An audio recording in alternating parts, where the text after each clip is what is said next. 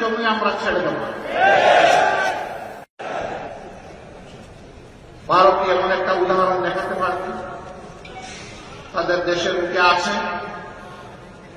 আপনারা দেখছেন গতকাল বিভিন্ন ধর্মে যারা সম্মানিত ব্যক্তিবর্গ তাদেরকে নিয়ে প্রধান উপদেষ্টা একসাথে এক কাতারে দাঁড়িয়ে আওয়াজ তুলেছেন, এদেশ আমাদের সবার, আমরা এখানে কোন সাম্প্রদায়িক বিভাজন চাই না।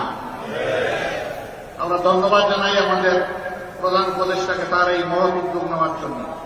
উদ্যোগ নিয়েছেন, উদ্যোগ নিয়ে থেমে গেলে হবে না, এই যাত্রা আমাদের অব্যাহত রাখতে হবে। এর আগের দিন তিনি সমস্ত রাজনৈতিক দেশপ্রেমিক, ফ্যাসিবাদ বিরোধী, সাম্রাজ্যবাদ বিরোধী